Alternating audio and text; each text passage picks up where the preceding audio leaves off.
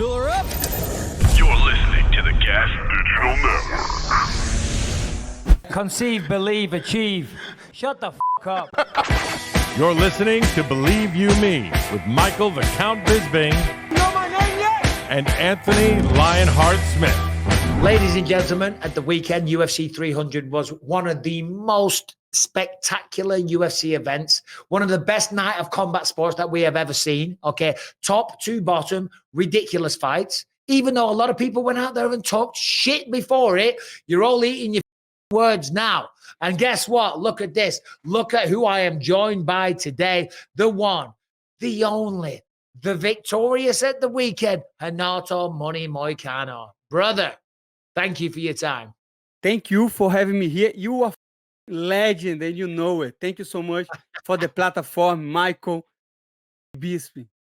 Bro, we got a lot to talk about. So Renato's going to stick with us for a little bit. We're going to go through some of the other fights and stuff as well, because I want to hear your thoughts. And Anthony Smith is in training camp, obviously. So, Jalin Turner, he's a bad man. Okay, he's a tremendous striker. Jalin, I'm not just saying this. I've got so much respect for you. And just as a person and as a fighter, you're incredible. And I know how amazing you are on the ground, and your wrestling game's good as well. But I was concerned for you in this fight. I know Jalin as well, but we have a very good rapport, you know? So I was concerned for you in that fight. But I didn't say you'd lose, but I was like, I don't know. But that makes it even better. I was the underdog. You can say you're not going to hurt my feelings, my brother. No, exactly. I'm not trying to hurt your feelings. I'm saying, like, I think everybody was like, shit, Jalin Turner's the real deal. Yeah. Right? Talk me through it. The floor is yours. I'm gonna tell you. He maybe no 100%. He's taller than me. He has more knockout power. He's the better striker. He has a good takedown defense. But Moicano cannot afford to lose. I'm not losing. You know, I can't afford to lose. And if they throw me Max Holloway, if they throw me Khabib, I'm not gonna lose to anybody. I will find a way to win. I'm going to find a way. You know, I am very well-rounded. If somebody is better than me at the striking, I will try wrestling. If they are better at wrestling, I will keep the distance, you know. I am the real deal right now on the division, and I'm going to prove, even though a lot of people still think that I'm the underdog of the division. But like you say, Jalin Turner, very, very tough guy to fight because he's so tall. 6'3" for the lightweight is crazy. The range was hard to find the distance, you know. On the end of the first round, I was feeling okay. He started now. He was touching me. I was okay. I'm winning the round, so I will keep on the feet, like take it easy and got the round. And he got me good, and he almost knocked me out. But guess what? I'm not losing. But let's talk about that, because Jalen's tall, but he's also ridiculously skilled. He's really good on the feet. You beat him. You beat one of the best kickboxers in the lightweight division or in the whole UFC. And he's got good takedown defense. Look at the fight with Mateusz Gamrot, right? He was very, very competitive. But when he hit you with that straight right hand, right, the whole arena just went, oh, yeah, because you dropped hard, right? Yeah. It looked like you were unconscious, but you weren't unconscious. You were like clearly like still kind of sitting up. You just dropped your hard. Jalin walked away trying to get the walk-off KO. What was going through your mind right then? My mind was, this have to pay right now, and I'm gonna make him pay. I'm gonna make him pay. Don't do that mistake again, because you're not putting me away. I don't know if you remember, but I fought Rafael dos Anjos in 4-day notice, 5 rounds. So I don't have a quit in me. I cannot quit. And if I go to a fight, I'm going to win. You cannot count me out. And he did, and then he paid for that. Yeah, no, he certainly did. I mean, once you got that takedown, that body lock takedown of yours, by the way, you get everybody with that. Very, very good work.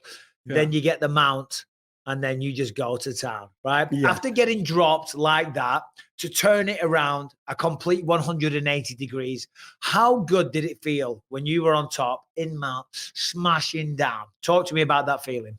I was just thinking, money, I want 300K.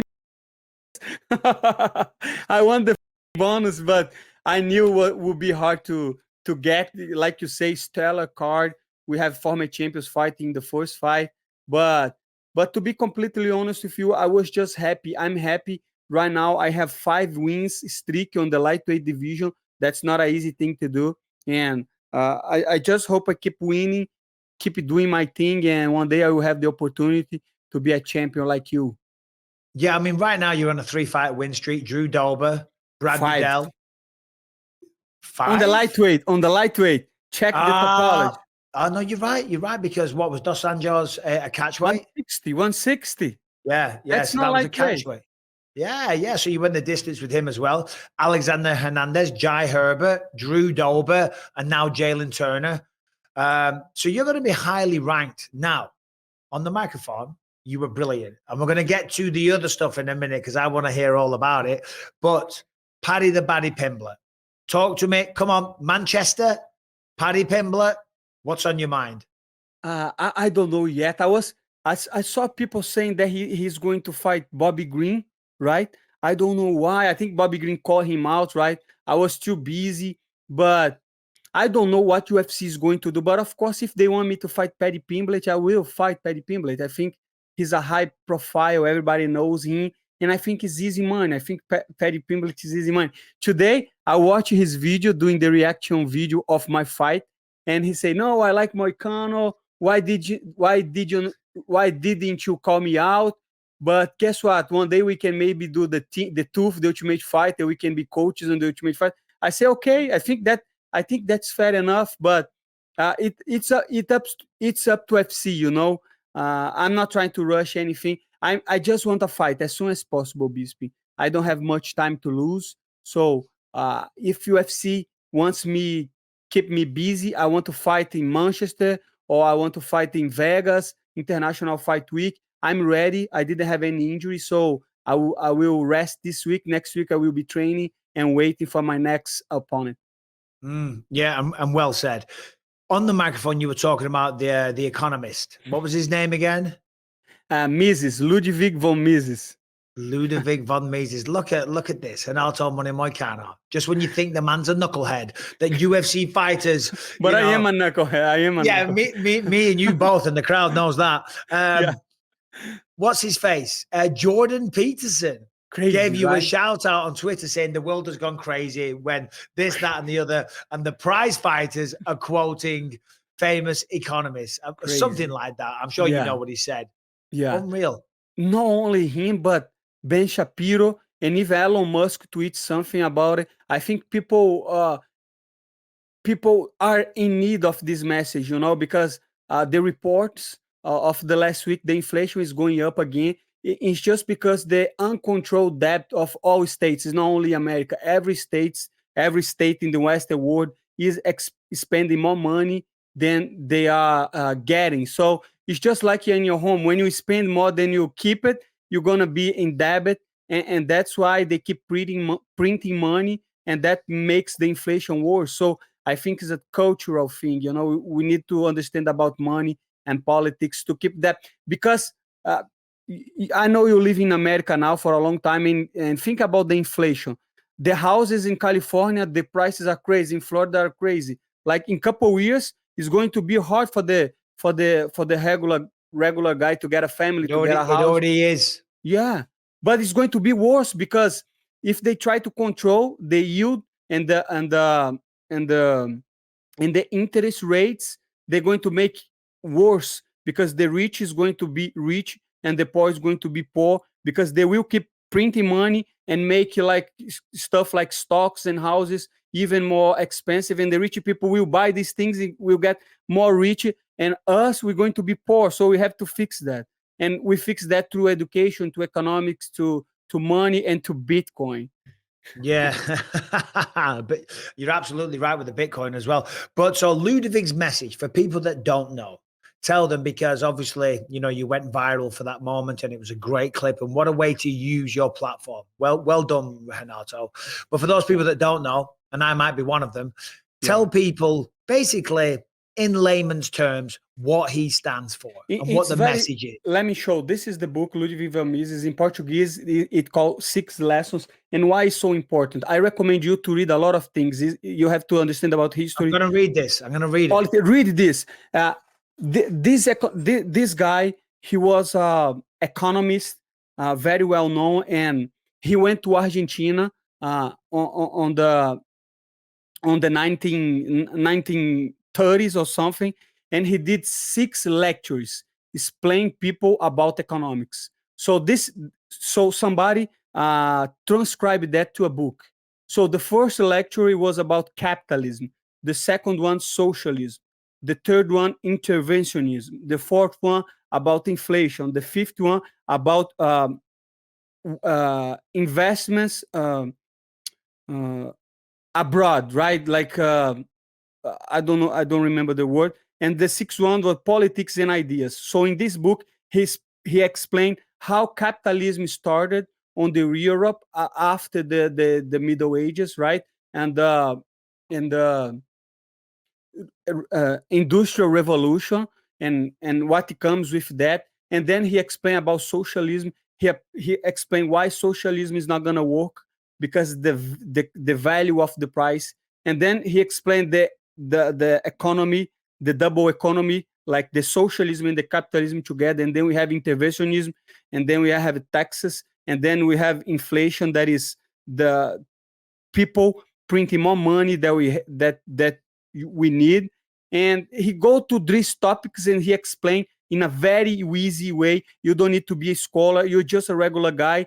You're going to read that, and this is going to blow your mind. He explains so much things about, and this happens over and over with many societies before us. So this is every time that you start to degenerate the money, it's a proven theory. Proven theory, yes, because every time the society start to give welfare, every time the society start to degenerate the morals and the money, the society is going to collapse. So it's a very easy book. It's not big, and you're going to understand. I think you, Bisping, you a smart guy. You're gonna sit and you're gonna read that like in 2-3 hours, and it's going to change your mind. Read that and then talk to me. It's going to change your mind.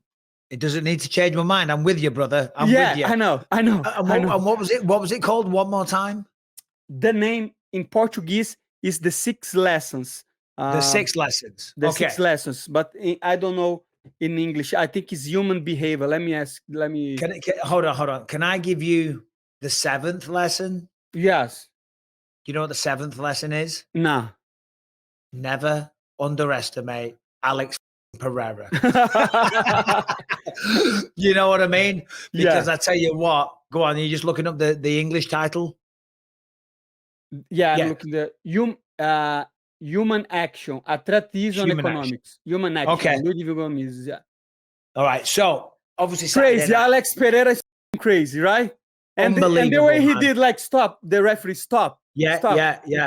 It was crazy because, listen, I don't know why, right? I just had a feeling. It wasn't based upon technical ability. It was when I saw Jamal Hill interacting with Alex at the Apex, and it was kind of like two gorillas establishing dominance. You know what I'm saying? It was like two animalistic beasts. Just like, who's in charge here? And Alex is very quiet. So Jamal was doing all of the talking. And when I saw that, I was like, that's it.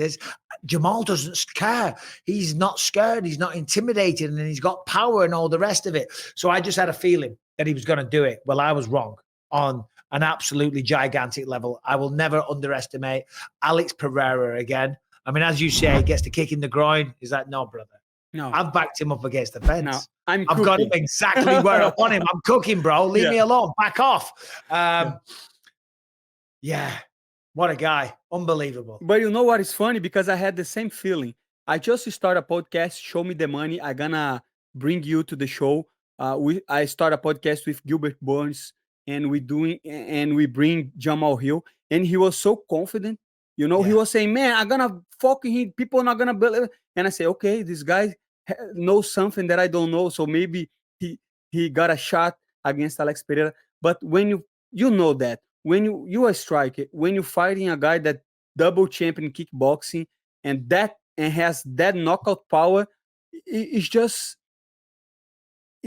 not good try to strike against him. You have to shoot for takedowns. You have to clinch, at least on the first round, because he's too powerful, right? And the technique is on point too. So what can you do? So I think I'm going to choose my words carefully here because I have a lot of respect for Jamal. You know this as a fighter, and I'll ask you about your nerves on Saturday, but it seemed like, it's easy to talk to the media and be confident. It's easier to get on my podcast and be confident. It's easy to walk around and be confident.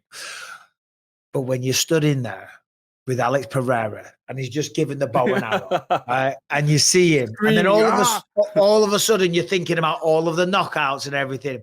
All of a sudden that confidence, it goes out the window, because Jamal, I'm not saying he was scared. I'm not saying that at all, but he was very respectful of the threat. So he was being hesitant and waiting. They were playing with the lead hands. Pereira's doing that. He's kicking a little bit just to get the distance. And then when he had it, boom, one shot, drops him hard. I mean, it was unbelievable. As a Brazilian, what is I hope you understand this expression. What's the temperature in Brazil over Alex Pereira? Is he a big name down there? Bisping, I didn't know until I went to Brazil last time. He and Charles Oliveira are the biggest stars, huge stars. Like people love them because I think it's because the humble beginnings, right? He used to work on a tire shop, so he was a alcoholic or something. So a lot of problems, overcome everything, and then beat Adesanya, I don't know how many times, and then moved to the UFC with 3 times. Went to the UFC with not many fights, and he's doing history. How crazy is that? People are comparing him to John Jones. If he moves to the heavyweight, and imagine if he beat Aspinall, he's going to be one of the best ever. A guy that doesn't have jiu-jitsu. I know people give him the black belt, but let's be honest. No. Has he got a black belt? Yeah. No. Somebody just gave him a black belt. On the canvas, after the fight, they put a black belt on him and say, man, this is not the way to do it, right? So imagine that. No, this is what happens.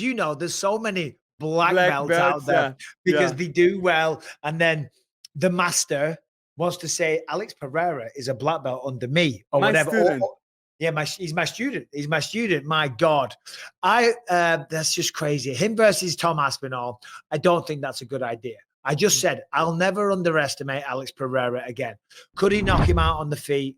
Yes, he could, for sure. And there he is. Look, the black belt. That's insane. That is insane. Nice shorts, though. Nice shorts. Hey, what was your thought, real quick? When Max Holloway, Pereira, and there was one more that got custom shorts, and Bobby Green, I think, got money shorts. Just engage it. Yeah. Where was the Moicano shorts? It's all about money.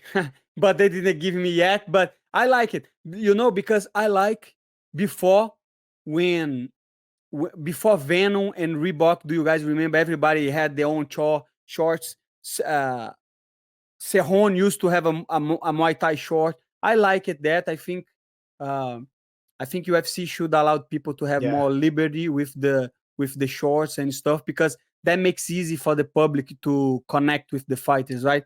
I like a lot the short of Max Holloway. Yeah, I'll be honest. Yeah, the Max Holloway ones were cool. The Pereira ones were really cool. I understand they need to be Venom, but I honestly don't understand why they can't do that every time, why they can't let you have your own design. And maybe you just say, okay, I want this design, and you'll keep it for a year. Every time they can't be designing new shorts for 32 fighters every weekend. You know what I'm saying? But I don't understand that. And it adds a little bit of personality and flavor, and they could sell those shorts and make some money off it and stuff like that. Anyway, Aspinall. Listen, could Pereira knock him out on the feet? Of course, right? Yeah. But Tom Aspinall's going to Have you trained with Tom Aspinall? Have you trained with him? I haven't. My son has, though. Yeah. And my son's like 240. He's big. Yeah. I haven't trained with Tom, but when I do, I'm going to whoop his ass. I'm going to whoop his ass. I always say to him all the time, I'm like, I'll take you down, Tom. And he's like, come on then, have a go. I'm like, well, not here. Later. But the problem with Tom Aspinall is he has jiu-jitsu, has wrestling, very fast. A heavyweight that moves like a lightweight. He's crazy. He started jiu-jitsu when he was like 8 or 9 years old with his father. His father's a very good grappler and he's got great wrestling as well. Anyway, never mind that. In just under 3 weeks, UFC will be back in Brazil. Pereira versus Magomed Ankalaev, main eventing that. Do you think not that's going to good. happen? No, I don't think he should do that. I think Ankalaev is the worst fight for Pereira because if you remember Pereira fighting Iri Proracha, he made a lot of mistakes on the grappling. He was like not defending the takedowns very well on the cage. He was like trying guillotines and pulling guards.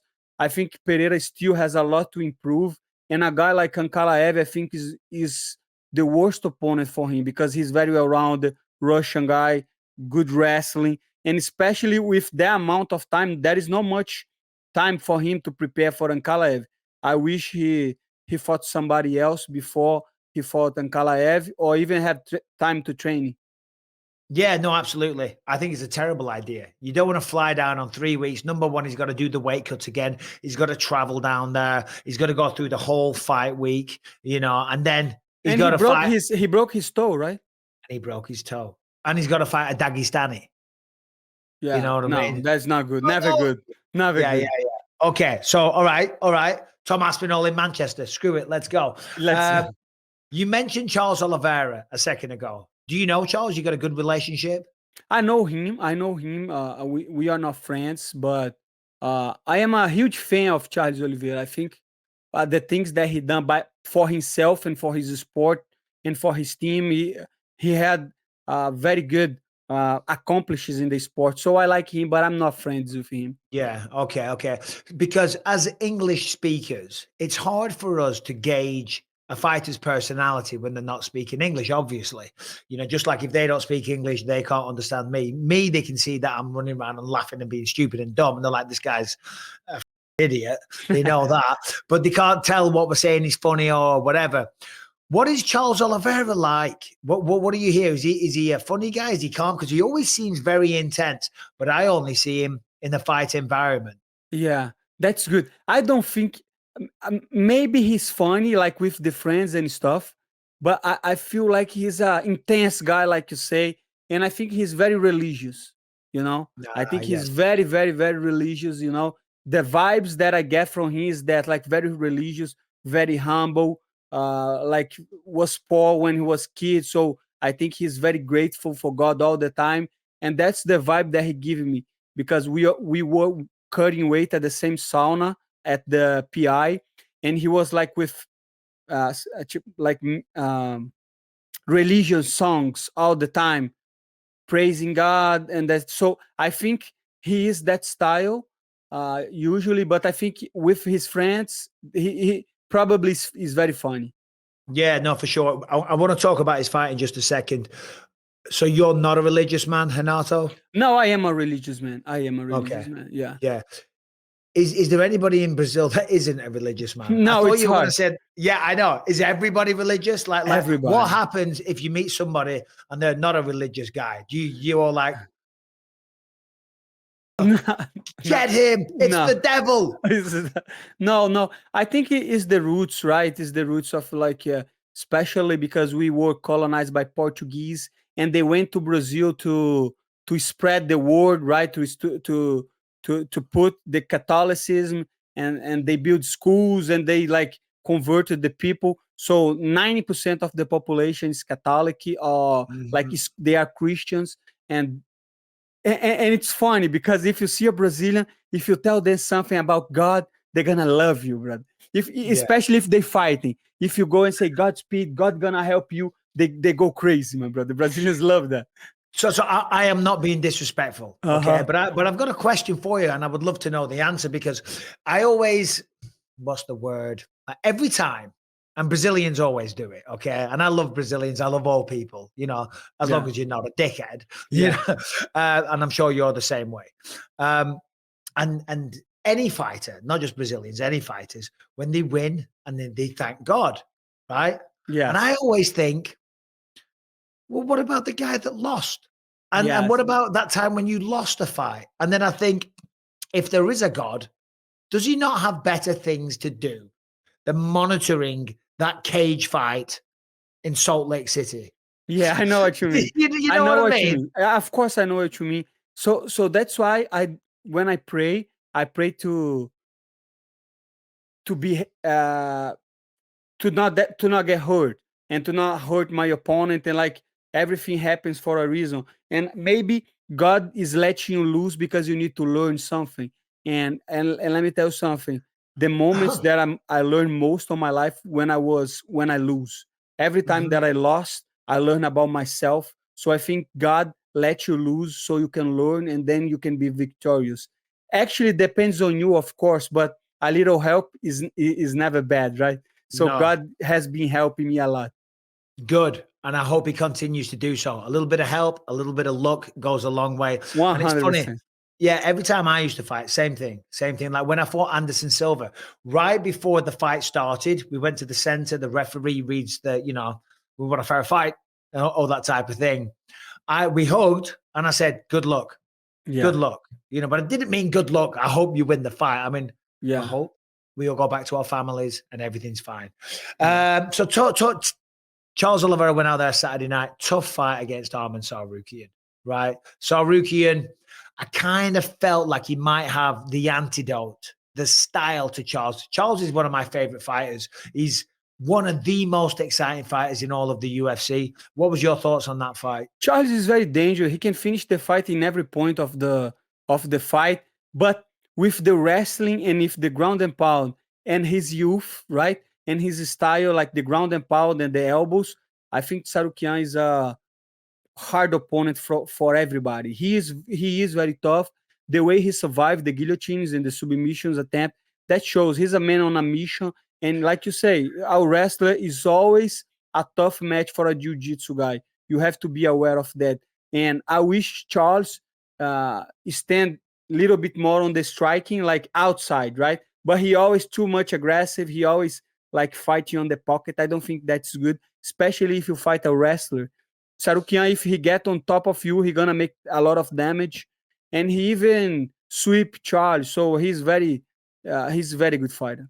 Oh, no, he's high level. I tell you what, I was impressed with Charles because when Tsarukyan slipped, when the fight first started, and he gets the guillotine, and then he jumps to the guillotine, I'm like, oh, this is it. It's over. Because that was in deep.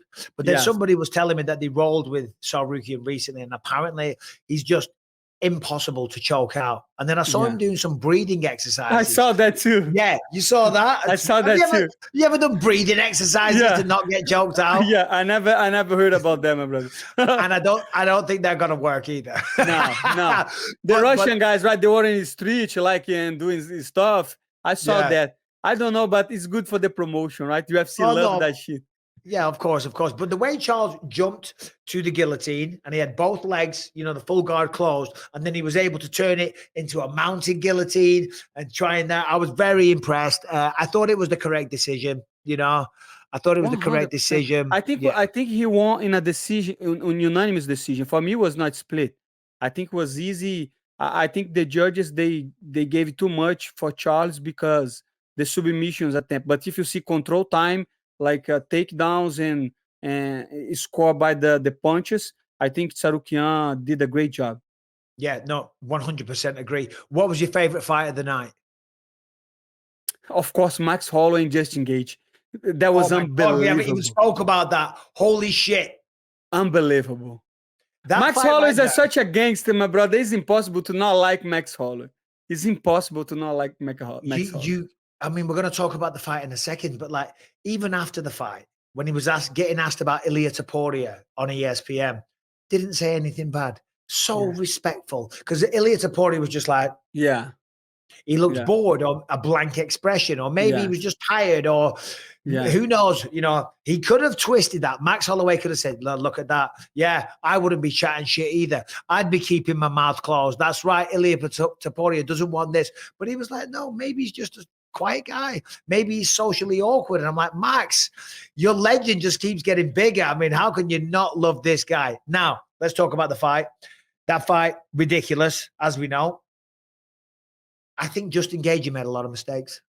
A lot of mistakes. I think everybody. I was underestimating, not Charles, Max too, because I thought, okay, Holloway, he has a lot of volume, but he's not a power puncher, right? So I thought he would like try to overwhelm Gaethje with volume, but Gaethje would land the better shots, and he would beat Max in a decision. I was completely wrong. I think 155 Max is the better version of Max. He looked strong. I think he put a lot of weight. He's strong. I don't think he should go back to 145, even though I would like to see him against Topuria. I think on a 50 fight, especially a performance like that, I think he is, of course, a contender on this division too. Yeah, we'll let you go in a minute because I know you're running out of time. But yeah, so for Justin Gaethje, he was trying to knock him out with every single shot. And anytime you work with a striking coach, they always tell you, don't look for the knockout. When you're looking for the knockout, you generally don't find it. You load up, you telegraph. If you miss, you're going to be off balance. And that's every single shot. And granted, that's what makes him exciting. But I think the fact that he knocked out Dustin Poirier, the fact that he's known for his power, I think he just thought, I'll catch him. I'll just keep swinging and I'm going to get him. You got to set things up. When you look at Max on the flip side, he's on the outside, he's calm, he's jabbing, he's going to the body, he's moving around the ring. The footwork was beautiful. The spinning back kick to the face that almost knocked him out at the end of round one. I think that played a big factor. And then from there, it just started going downhill for Justin the entire way. And then 10 seconds left in the fight. I mean, could you imagine? That's crazy. Imagine if you're coaching a fighter, right? You're coaching a fighter. You're coaching a fighter, all right, Renato, and it's a big fight. It's UFC. You're going up a weight class. You're fighting Justin Gaethje. Everyone says you're going to get knocked out, and you're winning. Not only are you winning, you almost finished him on multiple occasions. It's not even close. And then with 10 seconds left, you point at the ground and say, let's just go for it. Let's just go, yeah. Let's just have a tear up. If you were coaching them, you'd be like, what are you doing? Unbelievable. But that's what's making him legendary, To be legendary, to be a fan favorite, you have to do these things. You have to create your brand mark, and he has his brand, and it's this, my brother. When he does that, you better run, because Max Holloway is going to knock you the out of you, my brother. And he did that with Ricardo Lamas. And man, it was just a beautiful finish for a great card. I think that made UFC 300 even more special. I think that's going to go to the history, one of the best cards, especially because that fight in Pereira was just amazing. Yeah, no, that was the highlight of the night for sure. What Pereira did was phenomenal, but of course that stole it. Because 5 rounds and a knockout against Gaethje, you're going up in the division, crazy. With 1 second. With one second. This is not an original thought. Everybody's been saying it. Oh, it was like something out of a movie. But if you saw that in a movie, like in a Rocky film, you'd say bullshit. That's bullshit. Too far-fetched. That's too far. Nobody gets knocked out with 1 second left. Especially winning the fight, right? Taking the risk and doing that. This is a movie thing. You're right. Yeah, please. No, it was amazing. All right, listen, I know you're very busy. We've probably kept you a little bit too late. First of all, what's the name of the podcast with you and Gilbert? Show Me the Money podcast. And we have Money Moicano channel. And I want to say something too. If you want to support the cause, moneymoicano.com and buy some merch, okay? Thank you so much. I got one more question. Yes, of course. When are you going to have me on the show? I don't want to bother you. I know you are busy, brother, man. No. I saw you on every pay-per-view, my brother. I'm not gonna bother you. I know you are busy, bro. Busy is an understatement. But here's what I do: anytime people come and do my podcast, like you have and Gilbert have, I always repay the favor. If they've ever been on my podcast, then that's just the deal. You know what I'm saying? So, and I've got so much respect for you and Gilbert. So I would love to come on, as long as you speak in English and not Portuguese. Perfect. We're going to do in English. I'm going to talk with Gilbert. Maybe we do next week. I will message you. And if you can, it's going to be great. And it's going to help us. Okay. Right. Renato, you are the man. Congratulations on a sensational victory. You deserve all the success. I'm a fan for life. You take care. Thank you so much. I am your biggest fan, my brother. Always remember that. You too, Cain. Take care, brother. All right, today's episode is sponsored by Prize Picks, which is the largest independently owned daily fantasy sports platform in North America. And they are the easiest and the most exciting way to play DFS. It's just you against the numbers, okay? You just pick more or less, right, on 2 to 6 player stat projections, okay? So, for example, this weekend, there's baseball on display, okay? If you're a baseball fan, you want to get involved in this because Bryce Harper, this is easy. Is he going to get more or less than 1.5 total bases? Trey Turner, more or less than 0.5 home runs. And Bryson Stott, more or less than 1.5 hit and runs, right? What do you think? Well, there you go. Just make a guess. They do the UFC, they do football, they do basketball, they do all kinds of sports. It has never been easier to turn your money. Like $10, you can turn into $250 with just a few taps. It's super easy to play. You can make your picks super easy. And by the way, they now offer Apple Pay for quick and easy deposits into your account this sporting season. So right now, go to prizepicks.com/believe. Use the code BELIEVE for a deposit match of up to $100. More or less. You haven't going to be an expert. You're not going against pros. You're not going up against sharks. If you're watching the sport, the game, the fight, and you want to get involved and you want to have a little bit of fun, but you're not an expert, well, you can take a guess and think more or less. It's that easy. You're going to have a lot of fun. And as I say, you can turn $10 into $250 when you go to prizepicks.com/believe. When you use the code BELIEVE, you will get a first deposit match of up to $100. So there he is, Money Moicano. And there is the one and only Mike Harrington. UFC 300, as I said before, there was a lot of people criticizing, right? That turned out to be one of the very best events that I can remember. The best event, I think. I mean, the whole week, I was there in Las Vegas, and the energy in the city for UFC 300 was ridiculous. It really was. And the fights delivered from top to bottom. All right, Aljamain Sterling's fight, that was a snooze fest. Let's be honest, right? Not talking shit about Aljo. I think Aljo's a great guy, but we can't pretend. You know, you can't polish a turd and say that was great. But I will say this. He was coming off the back of a knockout. He just got knocked out against Sugar Sean O'Malley. And when you get knocked out of somebody, you know, the next time you step in the octagon, you don't want to take chances. You don't want to take risks, and you just got to get the win. And he got the win. It wasn't even close. It was a clear victory. One of the only things I really had an issue was when he took down Calvin Klein. I think it was round 2. He took him down, and he was on top. I think he was in half guard or maybe even side control. And he had him clinched with his arms together round his body whilst down on top of him. And it was like, unclose your hands at the very least and turn that into an underhook. That's all you got to do. You still got great control. And at least then you can pretend that you're trying to fight a little bit. So other than that, he got the win. So well done to Aljamain Sterling. But I just want to talk real quick. UFC 300.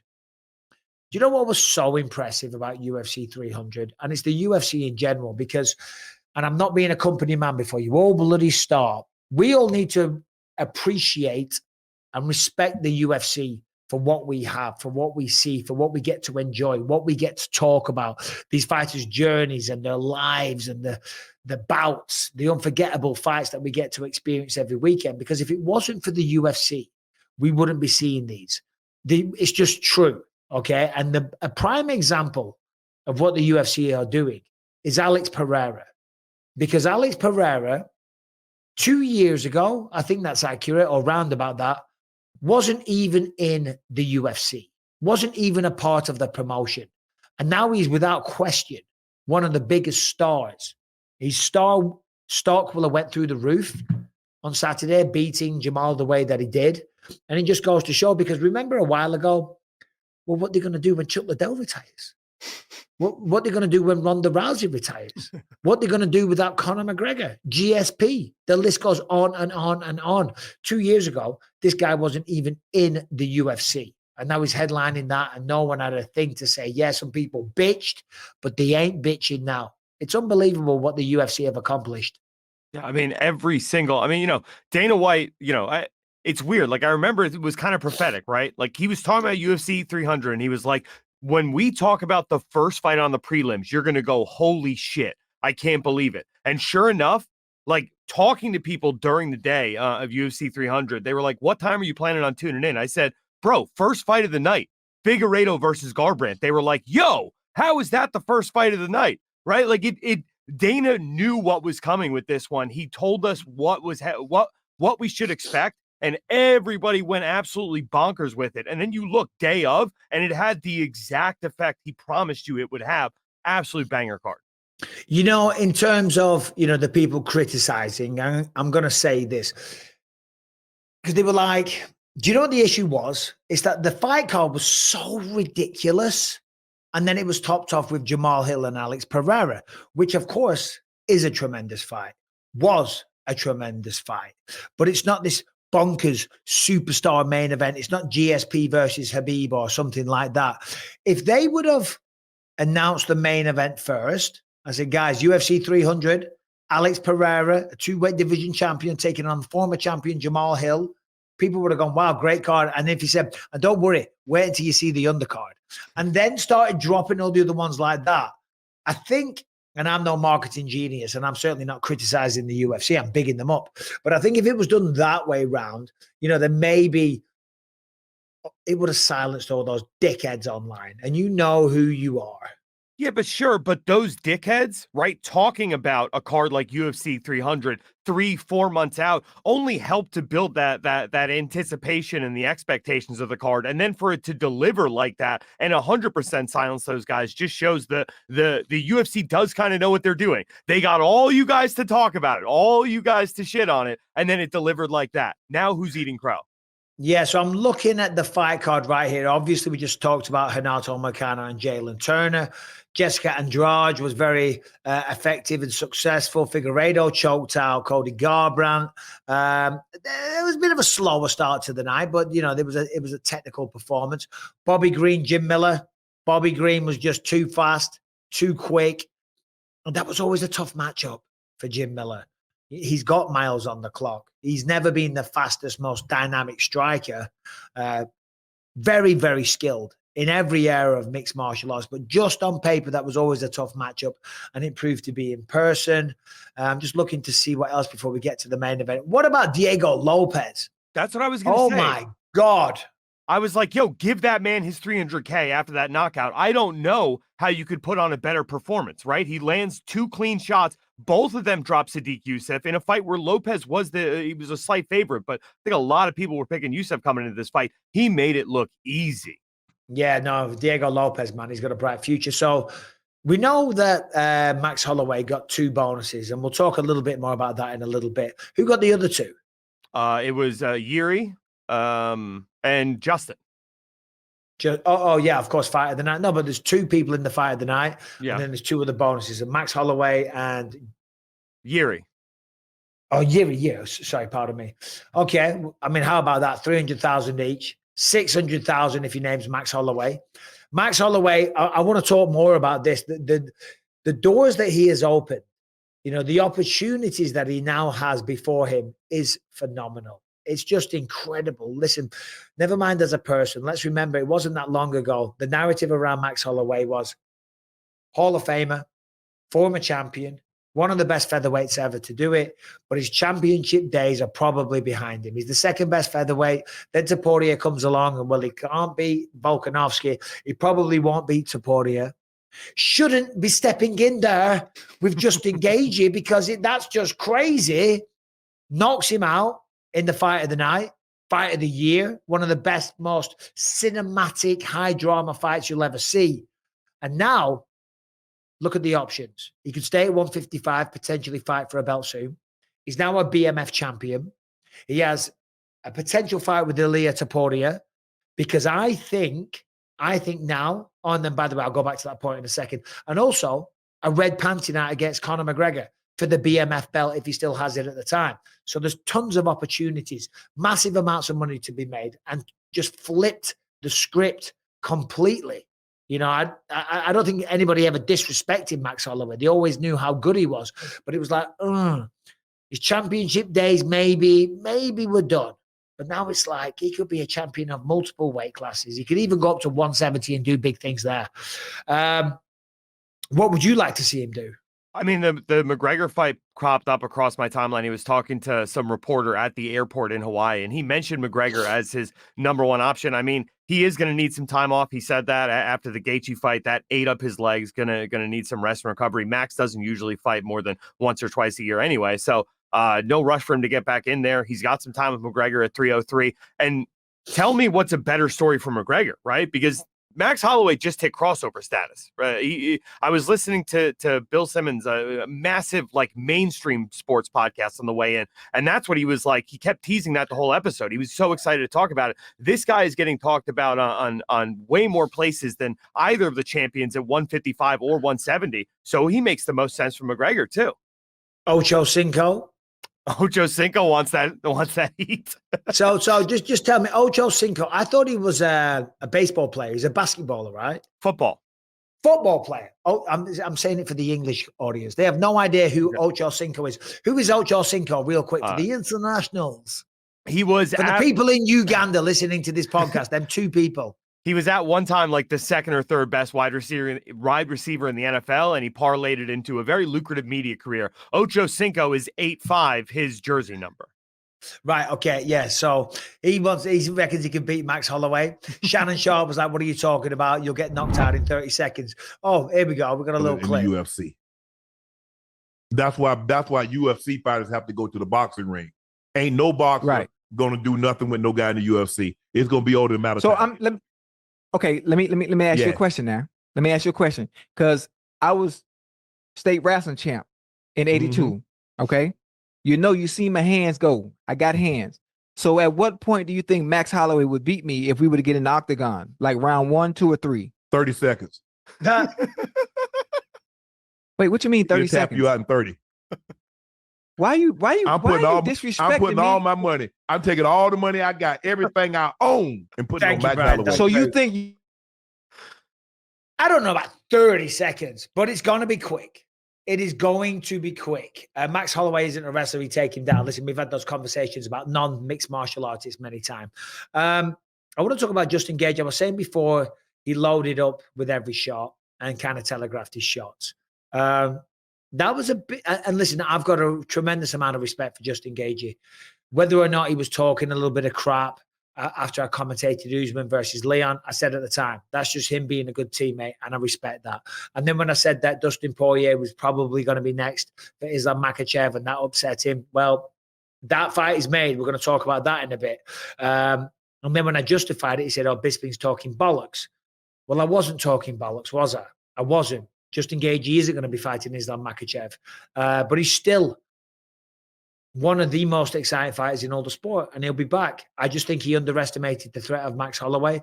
I think he thought that he would go right through him without a scratch and then challenge for the belt. And if he had done that, then maybe he would have done, because they didn't make the fight, from what I understand, between Poirier and Islam until Saturday night. And they actually offered it to Arman Sarukian first, and Sarukian turned it down, injuries, whatever. Maybe he wants a full training camp, doesn't want a quick turnaround.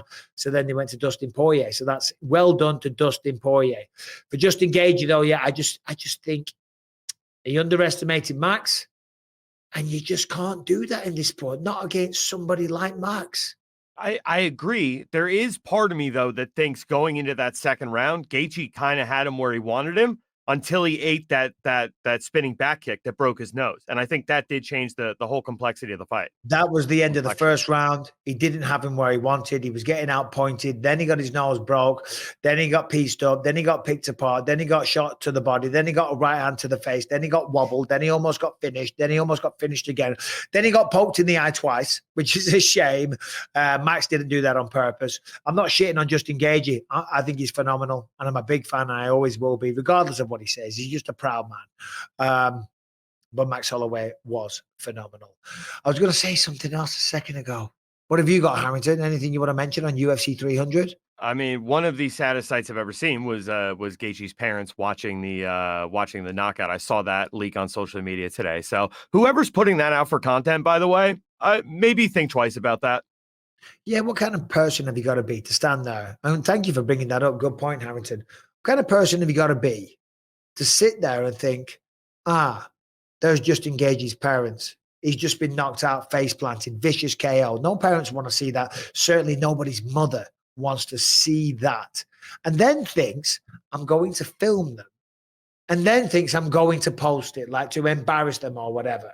Or to get some weird clout for being that close to them in the audience. Look how good my seats were or whatever. That's just a very, very bizarre thing to do.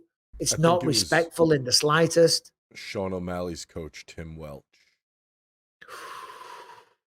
Timbo. Timmy. I take it back. We need sugar on the pod. Delete that bit, Brian. No, but it's a little classless. But whatever. Again, I'm just astounded at UFC 300 and the success. I can only imagine how good the pay-per-view sales were. I hear that ESPN's numbers were through the absolute roof. I had a great time. I was busy as hell, doing a lot of content. We had Power Slap on the Friday night. I was exhausted. That's why, by the way, everybody, we were going to do the podcast yesterday. By the time because I did a post-fight show for ESPN, then I did a post-fight show for TNT Sports. By the time I got back to the hotel, it was like 2:30. The day before, I had a crazy day as well. And then I had an early flight. And then when I got home, I was exhausted. Anthony was exhausted. And more importantly, I had no voice. My voice is back. Yesterday, I was talking like this. So I'm like, one, the podcast is going to be shit because I got no energy. Two, I can't even talk. So anyway, we're here on Tuesday. What? I want to ask you, I mean, UFC 300 milestone event, obviously all the big stars under one roof. What was like the coolest thing just being there in Vegas for the week that you got to do? Do you know what? Nothing really stands out as like, oh, that was the thing. Seeing, do you know what it was? Seeing the appreciation that people have for this sport. And because it's such a monumental event, you could see the excitement of everybody. You could see how much everybody knew how much of a deal this was. And just to think that all these years ago, a lot of fighters, they didn't get the respect. They weren't considered athletes. They were considered thugs. They were considered idiots, meatheads, whatever, when it used to be no holds barred or cage fighting and things like that. And now to see it, ESPN. That's why Sunday morning, I was at the airport, flying back. I got myself a little beer while I'm waiting at the gate. And I'm sitting there and I was just thinking about it all and thinking about how far this sport has come in such a short period of time, 30 years. You know, it's phenomenal. And I was just like very, very grateful for what it's done to my life, how it's changed the lives of so many fighters. There's so many fighters now that have had a crack at life, that have made money, whether you're a millionaire or just making hundreds of thousands of dollars. They have turned their skill, which they maybe was God-given, to use a phrase, or maybe it's because of the adversity that they had in life, which can be one of many different ways: poverty, violence, neglect, whatever the case may be, being bullied, whatever. And they'd be able to take those skills now and turn it into something positive, you know, exercise their demons, mature and become a better human being and make a really good living at the same time. It's just phenomenal. And to see how the sport was so received all over Las Vegas, that was probably my favorite thing, just that realization and then just seeing all of that. Damn, that's cool. I wish I was there. That sounds like a very, very fun weekend. Yeah. No, it certainly was. All right, today's episode is sponsored by Mando, because you don't want to smell like a zero. What do I mean by that? Well, in a clinical study, men who showered with soap and used Mando whole body deodorant in their pits had an odor score of 0 out of 10 after 12 hours, which means no odor. Men who showered with soap alone had an armpit score of 8 out of 10 after 12 hours, which means a big smelly odor. So Mando, from the makers of Lumi deodorant. What is Mando? Well, Mando is clinically proven to control odor for 72 hours. So wherever you stink, pits, package, feet, beyond. So you can make the switch to Mando whole body deodorant and smell like a zero every day. Look, listen, some people, they just smell a little bit. Some people get body odor. right? Even if they spray on deodorant, and the spray on deodorant, a lot of the time, it just masks the smell. So you still get that body odor with some weird citrusy lime smell, whatever you go for. And that's even more gross. It's going to make people throw up. So there's no shame. There's absolutely no shame in it. So make the switch to Mando whole body deodorant, as I said. Okay. By the way, we have a great offer. Right now, new customers can get $5 off the starter pack with our exclusive code and link. Use the code Bisping at shopmando.com. This stuff was designed by a doctor who saw firsthand how normal BO was being misdiagnosed. It is baking soda free. It is paraben free. It will block all odors for up to 72 hours. That is 3 days. You will be odor free for 3 days. Right now, go to shopmando.com. Get $5 off your starter pack when you go to shopmando.com and you use the code Bisping. So we had a couple of announcements. We had a lot of announcements. Where do we start? We got Sean Strickers versus Paulo Costa, Conor McGregor, Michael Chandler, and we also have Makhachev, Dustin Poirier. Now hold on a minute. We gotta talk about Zhang Weili and Yan Xiaonan. Oh. We'll be quick though because we haven't got all day and we're not going through every single fight. But Yan Xiaonan, phenomenal. We know how good Zhang Weili is. Dominated the first round. I thought it was over. She's getting choked out. I'm like, it's done. Clapper goes, 10 seconds. She just makes it. She's like this. She's all over the place. She's pretty much unconscious. What are you pulling her face at? You said she just makes it. I don't believe that she did. I know. Did one of the corners or something say, I can wake her up? Yeah, kind of. Yeah, I know he put like the Vaseline under her nose. Some people were accusing smelling salts. I found out that's not the case, but I think that was it. Was just to do Vaseline under the nose to exactly that, wake her up. Up high in the desk where we do the ESPN show, we don't have the commentary. So I think DC said something on commentary, right? Did he say, they just said I can wake her up? Yeah. One of the cornermen said that. Well, that is crazy. That is crazy. So fair play. And then she gets dominated again in the second round. And then round 3 comes out and almost finishes her, drops her multiple times. I mean, that woman's a warrior. And then Zhang Weili got it done again, 4 and 5. Respect to her. Staying on women's MMA, Kayla Harrison is legit. I agree. This time next year, Kayla Harrison is the bantamweight champion of the world. What, is that a shocking statement to you? No, for me, I think it doesn't make sense to put Rocky Pennington up against Pena right now. Like, I think she just got jumped in line by Kayla Harrison. She's the name people want to see. And at the end of the day, she's the name that could entice Amanda Nunes back. So in my mind, we've seen Raquel Pennington and Nunes. No. I said Raquel Pennington. Raquel Pennington is reportedly supposed to fight Pena next, but that fight isn't inked anywhere. It's not booked. Oh, sorry, Juliana Pena. Yeah. Sorry. So forget that. Let's do Harrison versus Rocky Pennington for the title. And when Kayla Harrison wins that fight, that might coax Amanda Nunes back out. And at that point, I could see Amanda Nunes having that belt. But that's the only way I don't see it. Yeah. Okay, phrase it another way. She's going to be the champion. She will be champion by this time next year. Yes. I mean, listen, respect to Holly Holm. She's 42 years old. Incredible career, just phenomenal. But age catches up with you. And nobody's ever done that to her. No one's been that physical, bullied her, the ground and pound, the finish as well, the physicality, throwing head kicks for a judoka. I mean, just a really, really strong, solid performance. She put the entire division on blast. And then you're doing something good when Amanda Nunes is like, you know what? Ooh, I might just come out of retirement. So well done to her. Bo Nickel got the job done. I was a little... Anthony was being a good teammate on the post-fight show. Did you see the post-fight show? I did not watch the entire thing. You didn't watch it. Your two friends are on ESPN together. Does it even tune in? Brian, let me ask, did you watch the post-fight show? I was also on my way home very drunk. Oh, okay. To be fair, we were cleaning up from a live stream that we did, and it was playing, so you guys got the view from us. We still supported. We were just busy and couldn't watch the whole thing. Let me know in the in the comments, how many of you guys watched the post-fight show? You pricks. It was a good show. No, he was sticking up for Bo Nickel. I'm like, yeah, listen, I get it, your teammate. Sorry, Cody Brundage. I'm like, I get it, your teammates.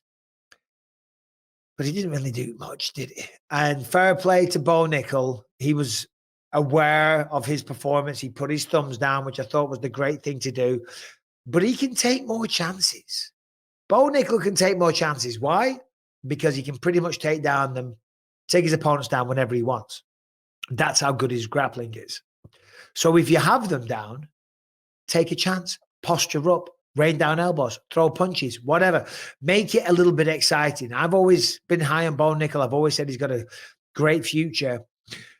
And let's be honest, people like Khabib Nurmagomedov, look at him.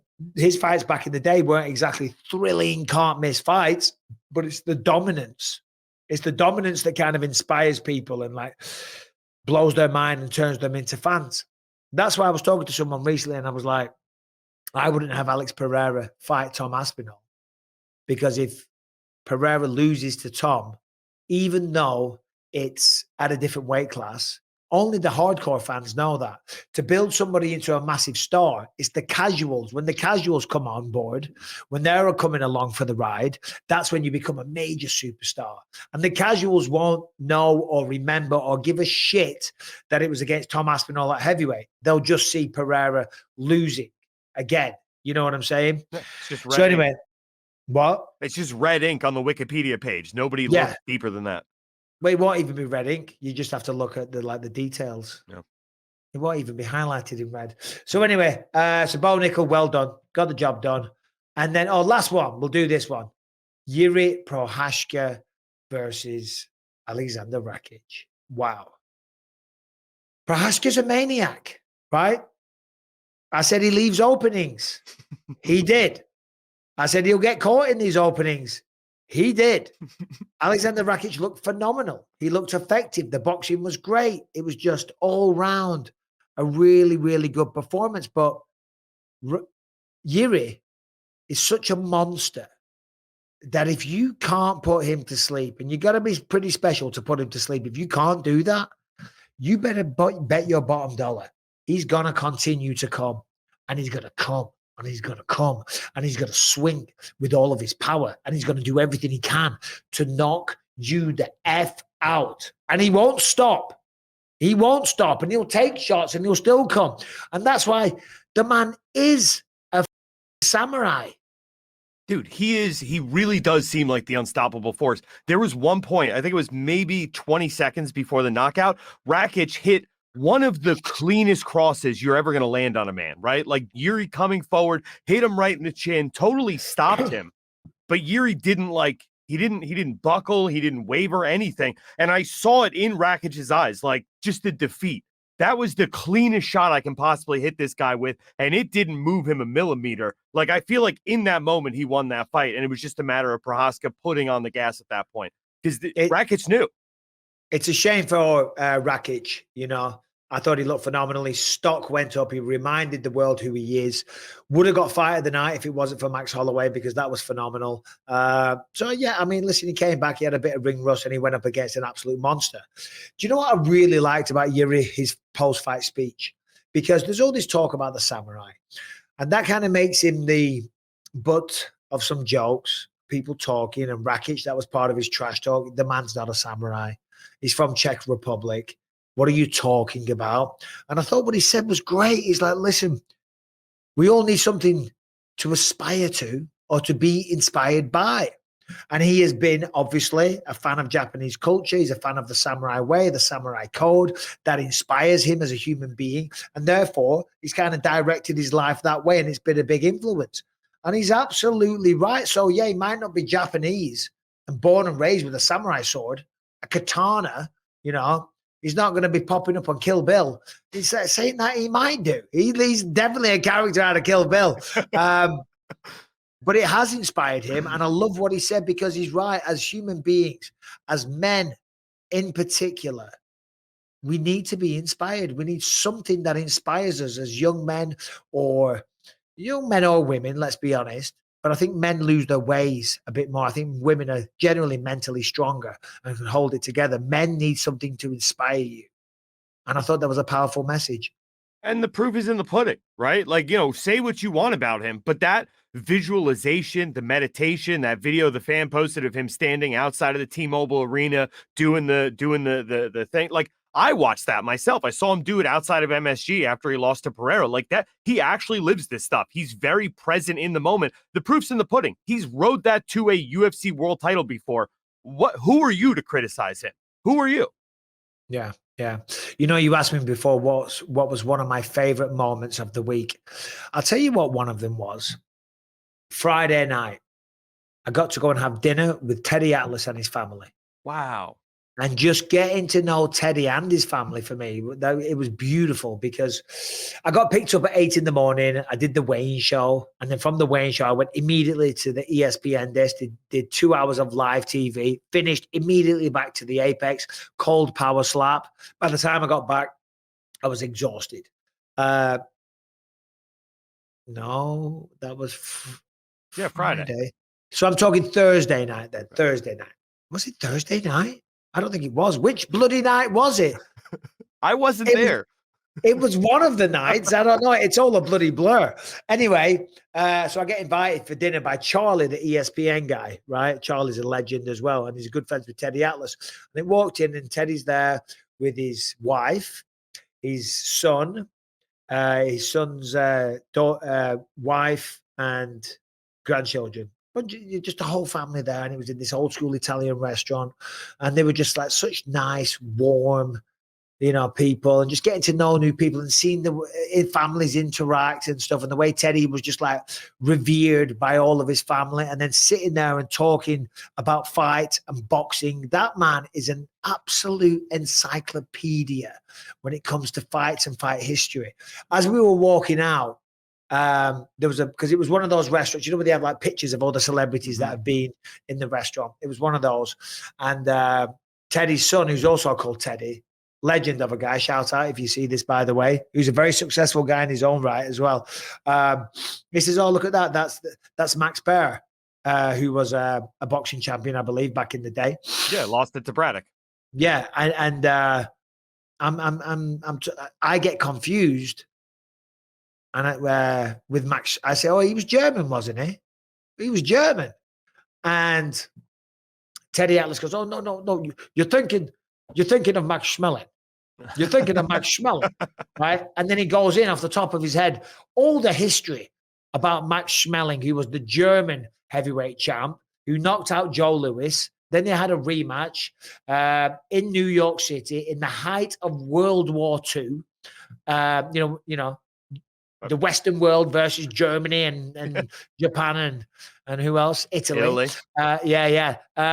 So you can imagine the pressure in that fight. And he told me all about the story and set the scene for it and everything. And I was just like, man, you are one sick bastard, but in the best way possible. He was great, man. What an inspirational dude, and his family were absolutely beautiful. Just that to me, that was, and everyone in the restaurant, there's Teddy Atlas. I'm like, yo, bro, I'm in the Hall of Fame and I'm a former champion. No one gave a when Teddy Atlas is there. Everyone's playing second fiddle, and shout out to him, just an absolute legend. He gets one every day for lunch. We can leave this in the show, Brian. He gets one every day. We just stopped down for a quick break so I could get some ibuprofen because I got a headache. Stole a piece of Lucas's pizza. She makes him a pizza every day after school. He's going to be a jiu-jitsu god. Look at Mikey Mezamucci. Do you know what I mean? I'm like, oh, I just tried to steal a slice, and he gets very, very upset. Very upset. Anyway, Sean Strickland has been announced as the co-main event underneath Islam Makhachev versus Dustin Poirier. So 302, Newark, New Jersey. That is the location. What's the date? I believe it's June 1st. June 1st, I'll take it. Sean Strickland versus Paulo Costa. So Sean was complaining a bit, spitting the dummy out, sulking a little bit. Look, listen, I get it. It was a close fight against Dricus du Plessis. He wanted the immediate rematch. He's not going to get it. You weren't a long-time champion. I've said these thoughts before, so I'm not going to repeat myself. He's got to fight again. Paulo Costa just lost against Robert Whittaker. They like to put losers against losers and winners against winners generally, not always. So I think it makes all the sense in the world. I think stylistically, I think it makes for a really, really fun fight. I think it's also a tremendous co-main event. And again, look at that this year. 298, 299, 300, 301, and 302. Right? 302 is going to be a banger. 303 is Conor McGregor. They're on a roll. It's insane. This I might think be. This is a tough fight. Yeah. For Sean Strickland now. Is it? Do you really think like this feels like the fight that's kind of custom made to get Sean Strickland back in the win column? And that's not taking anything away from Paulo Costa. Yeah, he does have big power, but I don't think he's had a KO/TKO in maybe 5 years or something like that. So I'm not going to say he's lost that power. Obviously, power the last thing to go, but I feel like Strickland knows how to stay safe against these like one-hitter big guys, with the exception of Alex Pereira. You know, and I think this is I have this a pretty clear 50-45 Sean Strickland. Yeah, well, I'm not saying he loses the fight. And by the way, it's a 5-round co-main event. 5-round co-main, yeah. The 5 rounds definitely favors him.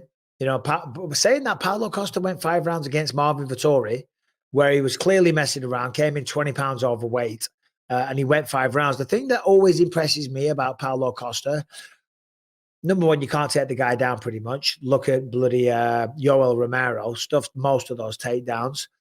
Yoel Romero's power didn't bother him. Marvin Vettori hits hard, right? He did not blink. He took a lot of heavy shots.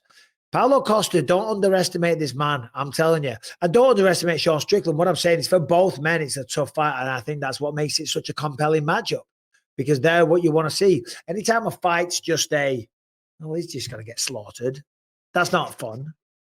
That's not fun. But this is it's a really hotly contested matchup. And it's good for Sean. I'm happy for him. Happy to see him back in there. He's got a lot of fans. You got to continue fighting and state your case. And the best way to do that is to fight again. Beat somebody like Paulo Costa, who's a household name in the middleweight division. Beat him, and then you can start saying, hey, where's my title shot? You know what I mean?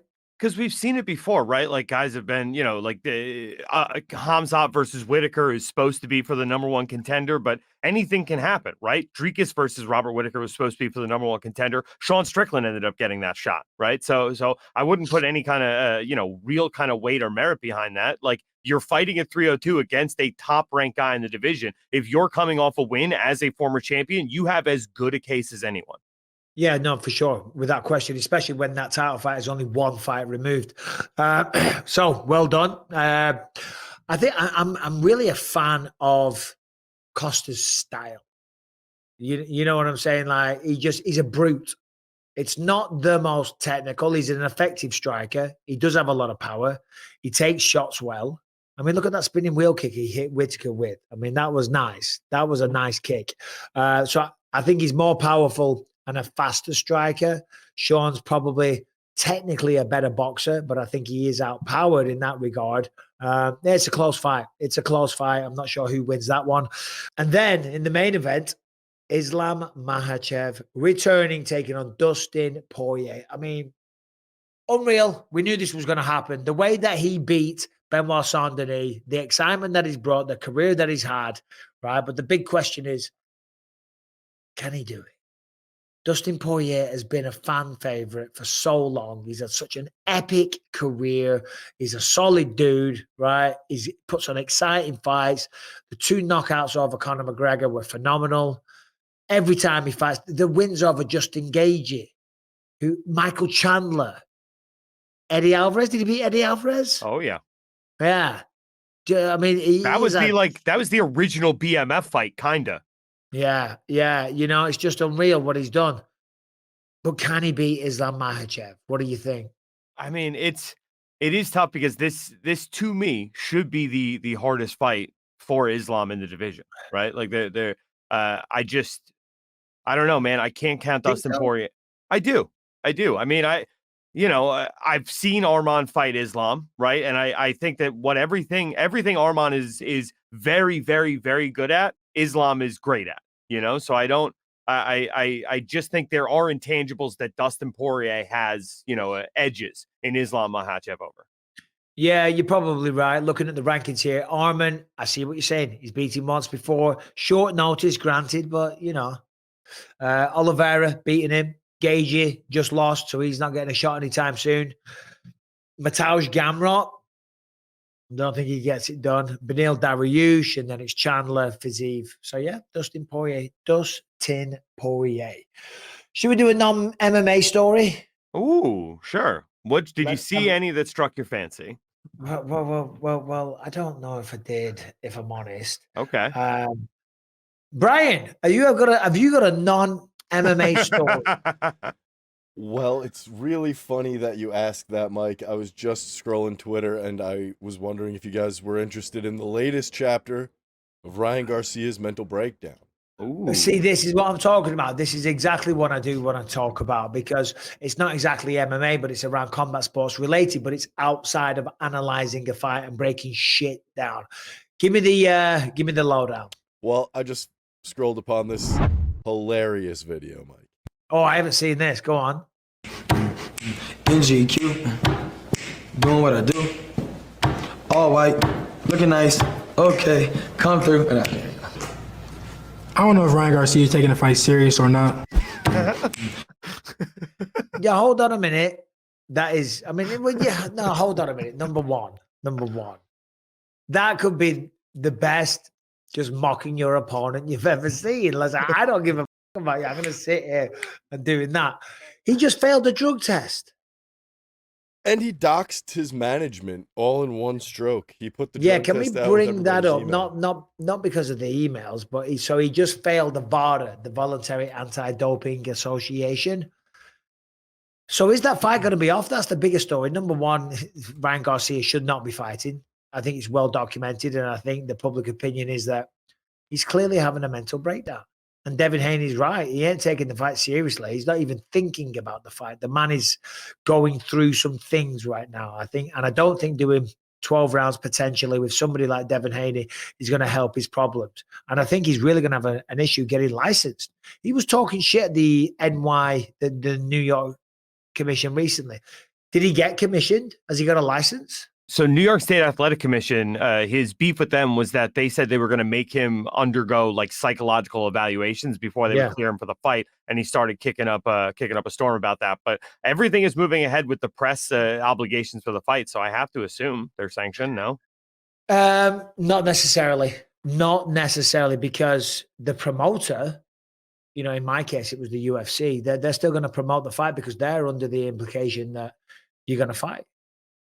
That's down to the New York State Athletic Commission. You don't know what's going on behind the scenes. And, I had no problem with a little rappy thing that he was doing, clicking the fingers and all the rest of it. I thought it was funny, but his big problem is he should not be fighting.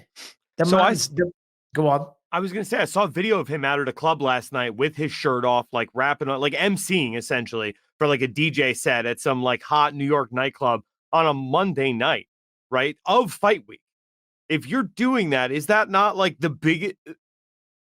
It is. It's not good, but Chuck Liddell was famous for that. Yeah. Chuck Liddell used to do that all the time. Chuck Liddell was always at nightclubs and stopping out late. And I don't know if he was partying, drinking, or just being there hanging out because he wasn't going to fight late at night.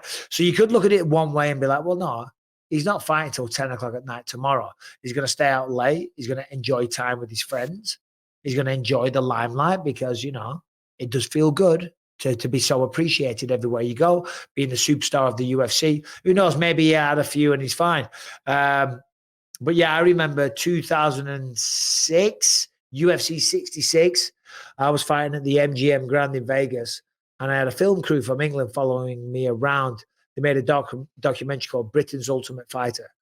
And the next day, talking to the crew, and they're like, oh yeah, you're not going to believe this. I said, go on. They said, last night, we all went out for a drink.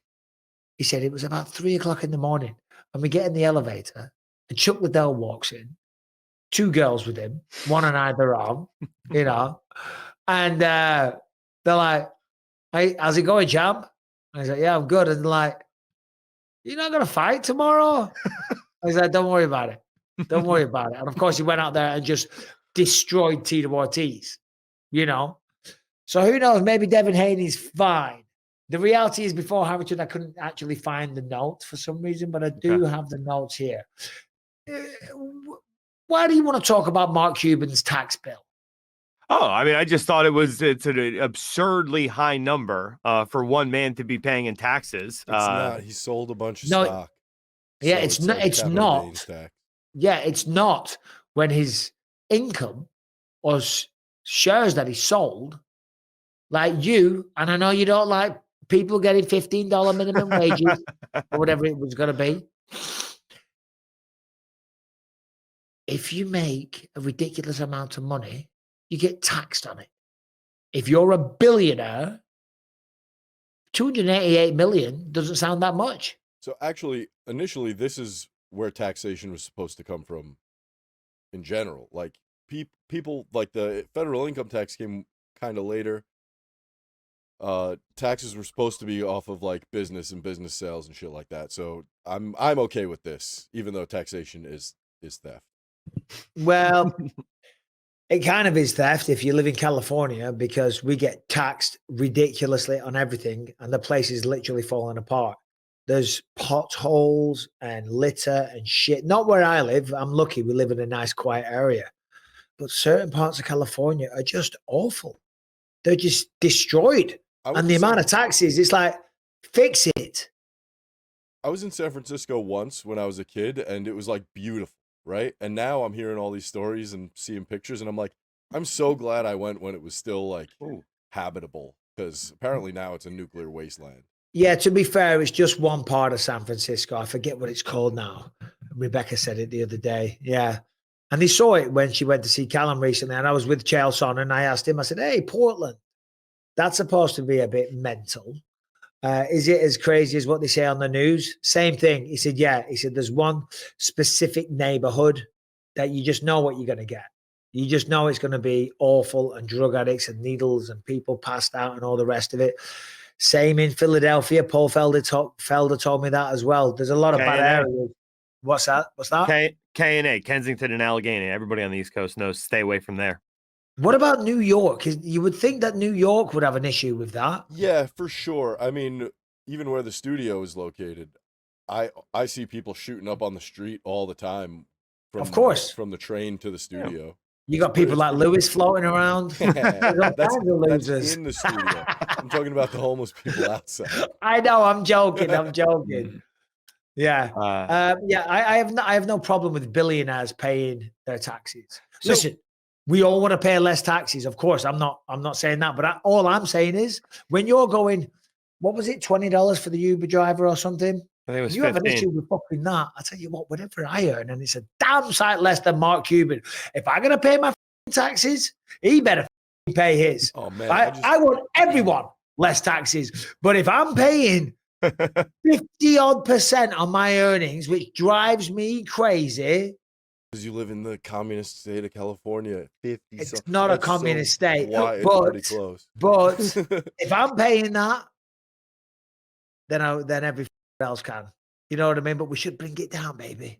So what I was thinking would be pretty cool if the government had to report back to you the following year everything they spent your tax money on from the year prior, right? They want to know what I'm spending all my money on. Tell me what you're spending my money on.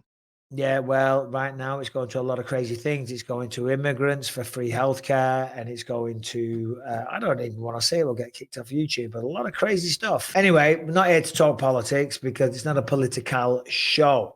We will talk about this, though, because I saw it number one, because we didn't talk about Arman Tsarukyan taking a swing at somebody in the crowd on his ring walk. Mm-hmm. If you haven't seen it, UFC 300, Arman Tsarukyan's walking out to fight Charles Oliveira and then rushes at someone in the crowd, and there's an overhead shot that somebody must have got, and he proper took a swing, and I think he had like a flag or something, and he was sticking the finger up, right? Mm-hmm. Yeah. So Arman, here we go. Yeah, you can see him giving him the finger right there. So Armand said in the post-fight presser, he said, he say you to me. You don't say you to me. I'm from Russia. We handle that. All right. Is that what you're going to do, though, throughout your life? Listen, I like it. But number one, if he had assaulted that fan, it'd be in trouble. It'd at least be a fine. It wouldn't be. The UFC don't want fighters walking out, getting heckled. You know, listen, I like Arman Tsarukyan. I'm not chatting shit. I'm just saying, as a human being, when you put yourself out there on a platform, by the way, hey, fair play. You chat shit, you get banged, right? I'm not saying there he is. No. I'm not saying that's not the case. Chat shit, you get banged, whatever. But also, you got to be mature enough to not do that, right? Because the avalanche of bullshit that's going to come your way after it, is it really worth it? And this is more from an advice perspective for people listening, young men that maybe have a temper problem. Look at. Fortunately, he never connected. He could have a lawsuit on his hands. He could have a massive fine from the commission. The UFC could let him go and say, listen, we ain't condoning our fighters walking out and punching fans, because it's a sporting event, right? Sporting events, people chat shit. Okay. It just comes with the territory. So like Arman just needs to learn and grow and mature as a human being. That's like, look, listen, you put yourself out there for the world to judge and talk shit and cheer or hate. Let it blow over the top of your head. Say, hey, you're buying a ticket to see me fight, dickhead. Okay. Right. And you're the one sitting in the crowd. I'm the one under the spotlight. Brian. Well, he is getting off a little lucky. The man told Bloody Elbow earlier that he'd like to apologize to Arman for provoking him by flipping him off. He was buzzing all day and the moment got to him. It was his first time at a UFC event and he was just feeling it too much. And then he's not suing him. He congratulated him on his win and he hopes to get tickets from Dana for the event. Well, do you know what? 203. Well, again, and I believe, and I find that totally understandable. First time going to a UFC event, right? You're buzzing. You're a young man. You go to a fight. You're like, this shit's wild. Maybe it's even better in WWE stuff. You know, it's even better in person. You know, oh my God, did you see that knockout? And of course, you're drinking a bit of alcohol. You're having fun. And then the guy walks out, and you're a big Charles Oliveira fan. So you're like, yeah, you know what I'm saying? You're just in that. It becomes almost like a pantomime thing at that point. You know what I'm saying? I don't like that guy. So, sorry, that's not the guy I'm here to support. So that guy now becomes my enemy. But you're not going to meet him. You're not going to go and have dinner with him. You're not going to exchange phone numbers or work with him on Monday. So it's just like, yeah, boo, or cheer or boo. You know what I'm saying? But then Arman Tsarukyan tries to crack him in the face. Lets him know that shit's real. And I thought that was a great response. He's like, listen, I was just in the moment, whatever. I don't blame him. But he wants free tickets. Good luck, buddy. Good luck. Yeah, that was quite a bit. But do you think Arman reacts like that just on the street? Or do you think it's the adrenaline of like, I'm about to go fight a man in the octagon and you're telling me to go myself? You, buddy. Well, you do turn into a certain version of yourself when you're about to fight. You know, some people might say you take on the moniker of the warrior. You know, you do you split personality. Like Quinton Rampage Jackson. Rampage. He's Quinton, but he only becomes Rampage when he goes out to a fight. That's what he used to always say. He becomes a different person. This other side of his personality comes out, and that's when he gets super mean and starts howling and all the rest of it. And some people are like that. You flip a switch, you go out there and you're revved up. However, in a professional sports environment, I'm just giving you both sides of the coin. But in a professional sports environment, you gotta be trusted not to start just attacking members of the public.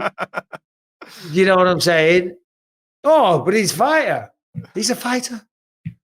Yeah, but he just drop kicked a 70-year-old lady for putting the thumb down as he walked past. You know what I mean? That's an extreme example, but you just gotta keep it all in perspective.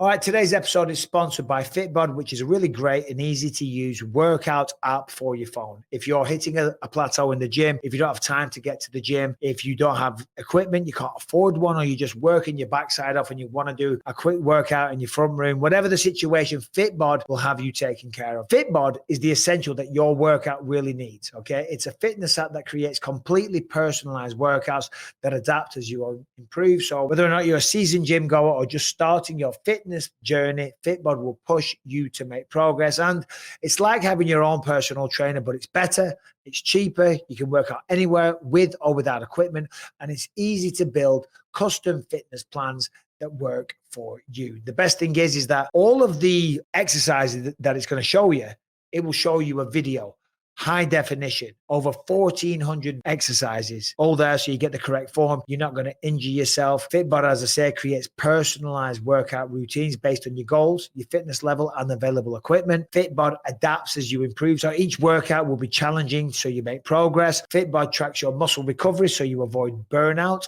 and you keep up your momentum. And it is fine-tuned by certified personal trainers to bring the best practices and exercises to you. And as I said, you learn movements the right way with over 1,400 high-definition demonstration videos. And the best part is you can get all of this and 25% off your subscription, or you can try the app out for free when you go to fitbod.me/believe. Don't know what to do in the gym? Go to fitbod.me/believe. Want to get 25% off your subscription? Go to fitbod.me/believe. Want to try it out for free? Go to fitbod.me/believe. Okay. You've really got no excuse. 1 year's access to this will cost you less than one session with a personal trainer. Fitbod.me/believe. Anyway, what else have we got? Anything we're missing before we wrap it up? We didn't really touch on 303 at all. The return of Conor McGregor versus Michael Chandler. Well, yeah. I mean, it's been talked about for a long time. It's not exactly a shock. It's great to see that he's back. And yeah, we've had these conversations so many times about McGregor and Chandler. I'm happy it's happening. I mean, 303, 302, the pay-per-views, they've just been on a roll. McGregor's back. It's official. I saw him in a post on social media. He's slimmed down a lot already. He's made adjustments to the diet. He's not taking in as much protein. So, he's definitely slimmed down for sure. It's going to be 170 pounds.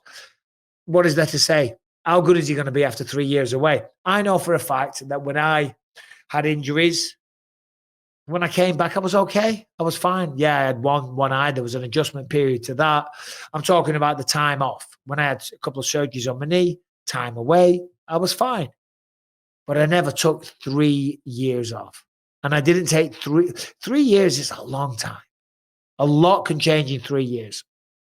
But I also didn't take 3 years off where I was an absolute global superstar who was worth insane amounts of money, that could literally do whatever you want. They could fly around the world on a private jet, on a Lamborghini yacht, with all these famous friends and have a hell of a time, right? Fair play. He's having a great old time. I don't know, Mike. I saw him in Roadhouse. He looked like he was in pretty good shape, like fighting shape. Oh, he was buff, but not fighting shape. So, yeah, I mean, that's the big question. How's he going to be? I think 1 round is dangerous. After that, he's probably a spent force. But he's going to be dangerous in round 1. He always is. You're on mute. That's all Leave right. this bit in, please, Brian. This is a bit now. Man. You're still on mute. I am a bit. I'm a bit much. So I was going to say 18 months off. Dickhead. Couldn't agree more. Michael Chandler, 18 months off for the first time in his career, right? Because of the long layoff for Conor. So I think both guys are going to be dealing with ring rust here, which might be interesting. Because as you said, I think you're right. I think McGregor's got a round in him. But if both guys are a little tentative due to ring rust in the first round, I don't know what that does to the fight. Well, I said 1 round. I think McGregor's got more than a round in him. I mean, what are we in now? April, May, June? Yeah, at the very end of June. Yeah, so we're almost done with April. So April, May, June. So he's just got over like probably about 9-10 weeks, something like that. So it's not exactly bags of time. He's going to have to train his ass off. And he's done it before. He's got in shape. So it can be done. Of course it can. Of course it can be done.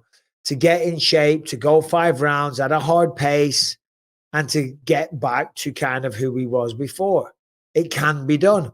The problem is, as we know, with all that kind of wealth and fortune and fame and adoration and mainly distraction around you, is he going to do that? You know, that's the question, you know, because the famous saying about the silk sheets, and people are sick of that analogy. But the reason is because the reason that works is because when you've got no money, and the only path you have got to making something of yourself and paying the bills and securing financial freedom in the future is by winning fights, you bust your ass. You go for it because you want it. Because it's like, I need to do this. You've got pressure from your family, not from them. I mean, from them existing. You know what I'm saying? It's like, I want them to live well.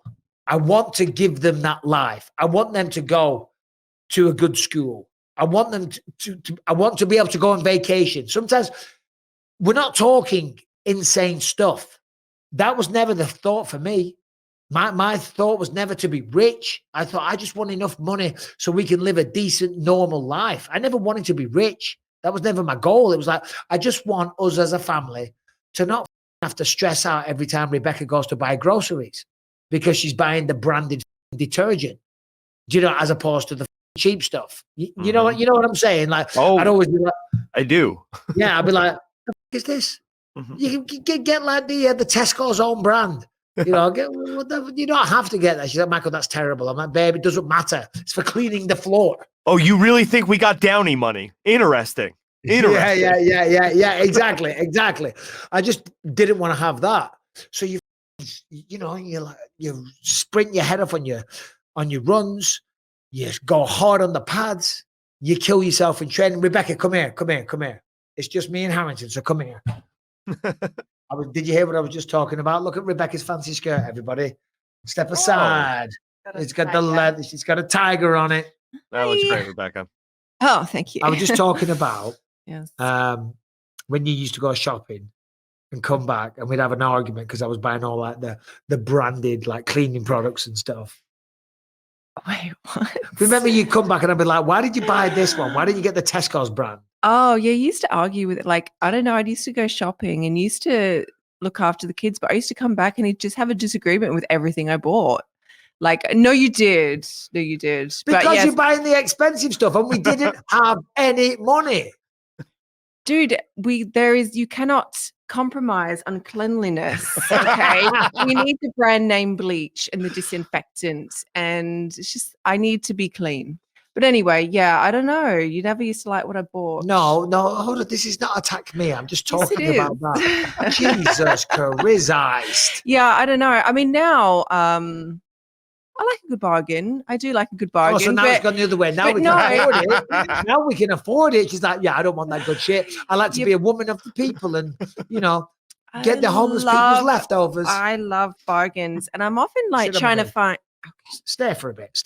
I'm often trying to find like the cheapest option and comparing prices. But maybe back then I was younger. I didn't care about this stuff. I'm like, we need it. I'm buying it.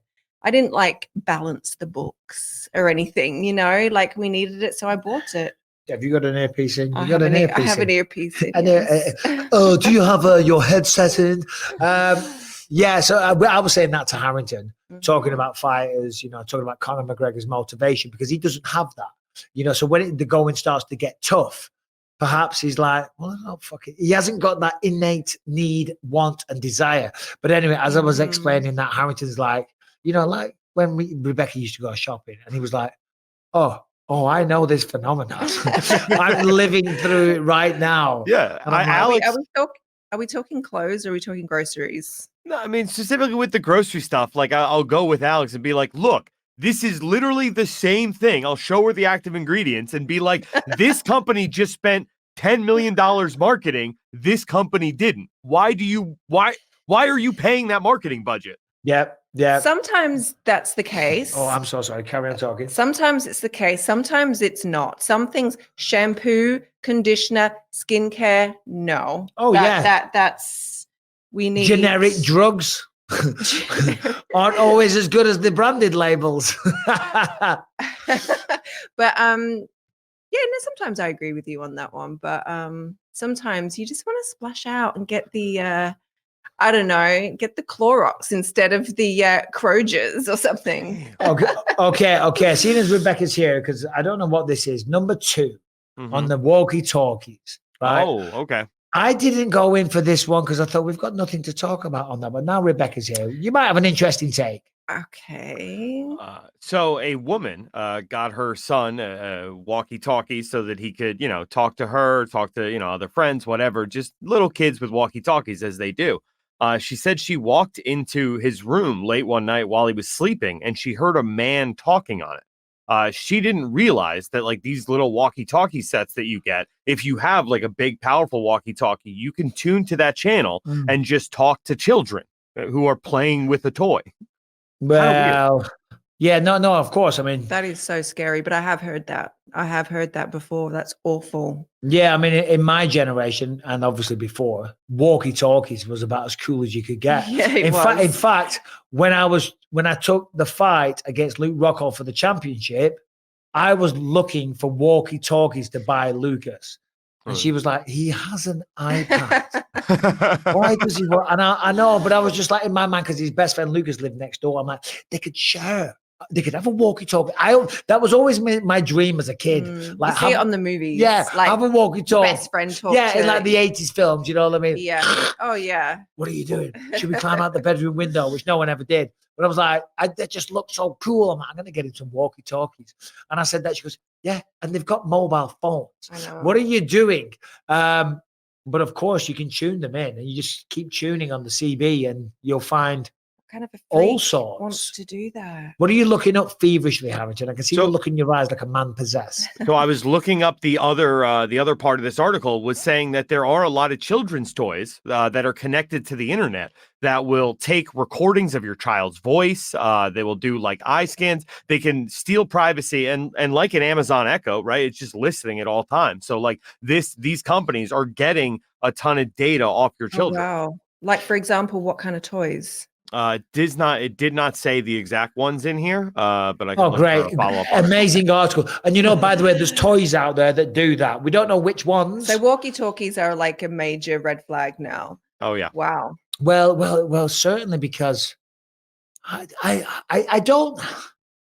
The amount of bloody pedophilia that we see, and I don't know if it's because Twitter, X, shows so much of it, or if because on social media and news just seems to get out there more, or there just seems to be more goddamn crazy perverts around, but it's crazy. You're just saying it seems to be more prevalent these days. Seems to be. I mean, come on. I mean, there's always been sick people around, I guess, but I mean, maybe we're just hearing about it. Maybe more. we're just hearing about it more. Hopefully they're catching them more. That's why we're hearing about it. Yes. So I feel like it was, for you guys' generation, maybe like even less so than mine, but like I hear people talking about, growing up, there was always the like kind of dodgy guy lived up the street and all the kids knew never to go by that guy's house. Don't get any candy from him or anything like that. Like, well, listen, don't get me wrong. I mean, you look at the Catholic Church going back hundreds of years. True. There's a lot of very, very nasty stories. You know what I'm saying? What, babe? No, I was going to say this got dark very fast. It did get darker. What did it start with? I know Hamilton's talking about walkie-talkies. Now we're talking about the Catholic Church. In the title, I saw walkie-talkies and a 4-year-old boy, and I thought, oh, it's kids. Ask Rebecca. Well, she knows about kids. Yeah. I don't know about pedophilia, thankfully. Thank the Lord for that one. Jesus Christ. But yeah. Anyway, I'm proud to say this. I don't know much about pedophilia. Good. Okay. That's a good sign. No, I know. I'm saying so. Like in what respect? Just in general, like where they are, how to find them, like what they do. You know what I'm saying? So finding them, I think, is much easier in the US than the UK because they have. We have the sex offenders list. No. They have that here, but some people don't get on it. like in the US, you can just type in where you live and it will basically show you the exact address where there are registered sex offenders. And I don't know if the Have you UK done has it? that. I have. Did it say our address? There's one there. 6'1", really handsome, one eye. I don't think this is anything to joke Oh, about, God. Michael. Well, Run. yeah, exactly. But yeah, I think it's good information to have when you have young children. So just tell them again. So you just Google it. There's certain websites and I can't actually remember it. I think is it Megan's Law? No, it is Megan's Law. You're right. Yeah, it is. Or is that in Megan's Law. England? Or no, that's in Well, England. Megan's Law is in English. That's in thing. England. Oh, it's here as well. But I think Megan Law is here. I think that Okay. originated in the UK. Regardless, it doesn't matter. Anyway, it originated through very tragic, extreme, awful circumstances, and that's sadly the reason why we need to have these kind of databases. And I wish we didn't have to. No, but it we is. do. It's a sick world. Anyway, we're going to get off that. UFC 300 at the weekend, Rebecca. Yes. You were watching with Ellie. What did you think? No, that's not what I'm going to ask. What are you going to ask me? As like a fan, as like Yeah. a woman. Cash. Yeah, that's what I'm saying. I know you're not a Casual fan. hardcore fan, but you enjoy it. You've been around it for a long time with me. What was your favorite thing about the fights? Or like something that stood out or your favorite Well, fight? everyone knows what I'm going to say. What? The Gagey and Holloway. Oh, it was. Of course. Nothing comes close. Like nothing comes close. That was the highlight of the whole night. And everything that came after it was like, Yeah. you know what I Sucked mean? the energy out of the room. Yeah, it did. It was like that was the pinnacle of the night. for You me. just made me think of something. And have you ever seen What We Do in the Shadows? Yes. The Isn't it movie or best the TV ever? show? Both. Well, both. But on the TV show, and if anyone hasn't seen it, you need to go and see it. But on the TV show, there's a type of vampire that's an energy vampire. right? And instead of sucking your blood, he sucks your energy. Oh, it's And that so is funny. now Colin my Robinson. favorite description for anybody in Vegas. I was like, oh God, I said, it's an energy vampire. And someone was like, what do you mean? And when I gave them the context, they were laughing their heads off. You have to watch that show. It's so Energy funny. vampires, man. Energy They're vampires. everywhere. Max Holloway is an energy vampire to all those people in the crowd. That was the point. Yeah, but the energy vampire is so boring that he literally sucks the life out of you and puts you to sleep. Harrington's an energy vampire. When Anthony's not here, they're like, great. You He's you think I'm an energy vampire? They're like, Bisping's co-hosting with an energy vampire, or maybe Andy. People actually love when you come on, Rebecca. Hi. They Hello, do. They love when you come on. That's why I called and you I on. love to come on. But yeah, the movie. Have you seen the movie as well? Oh, yeah. So good. Brian, do we have any good questions deviated from just MMA stuff that Rebecca can stick around for? Or is it just like, hey, so Very non-technical. what's your favorite combination in the gym? I think most of them are MMA related today. Okay. Brian's okay. like, don't ask me that Well, we'll question. save them for when we have. Give us something. Give us a headline that Rebecca and I can talk about, and we can get your input as well. You're gonna stick around for questions, Rebecca? Yes. Oh my Of God, course, guys! I'd love to. Here, my left leg is going I to know. sleep. I've got like weight on my foot as well as on your knee. Because oh, sorry. We're going away soon for our 25-year anniversary. Ooh, where to? I know. Costa Rica. Wow. We don't know where to go. Yeah, any tips? Let us know. Yeah, we were going to go to La Fortuna, which is way in the middle. And when you land there, it's a 6-hour car ride. But the hotel was just amazing. And the hotel we saw, I was like, wow. And you can walk through the jungle on these aerial bridges, and there's sloths wild, and there's natural springs, and you got like a real mineral pool and hot spring in your own suite and everything. And we're like, oh, we got to go there. But then when I Googled it, Park Island? I don't know, but people said Sounds you like only it. need 2 days there tops because there's not that much to do, and we're going for 8 days. So now we don't know where to go. So if anybody knows in the comments, let us know. Costa Rica, where should we go? If you got a question though, please send it into bympod@gmail.com. And if you're listening on iTunes, Spotify, wherever you find podcasts, make sure you subscribe. Leave us a 5-star rating, positive review. It really helps out on those platforms. If you're watching on YouTube, make sure you're subscribed and you hit that notification bell to find out whenever a new episode drops. And if you want to catch over 500 episodes you can't find anywhere else, completely ad-free, totally uncensored, head to gasdigital.com. Use the promo code BYM14. Get a 2-week free trial. Check out over 20 great shows on the network. All right, Brian. So what have we got? Okay, so we got a bunch of MMA questions. So I think we should save those for Thursday. But I did find this silly thing on the internet about this TikTok kid who's making millions of dollars, and now he had a breakdown because it seems like the dollars have stopped coming in. Oh.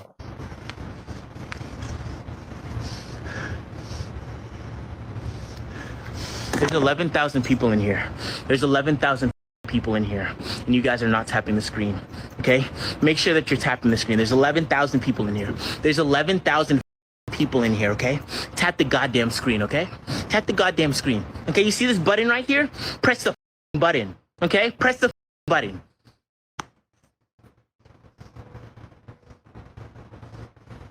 Thanks to follow. You guys are amazing. Hold on. First of all, what's a galaxy? I was going to ask. So a galaxy is like one of the donation stickers, right? So like each sticker you buy has a certain monetary value attached to it. So he was asking for galaxies, which are, you know, like the higher value ones. Kind of form of currency, if you will. It's making a donation. Look, listen, if he's got 11,000 people on his stream, he's obviously used to getting quite a lot of donations and stuff like that, because 11,000 people on, that's a lot.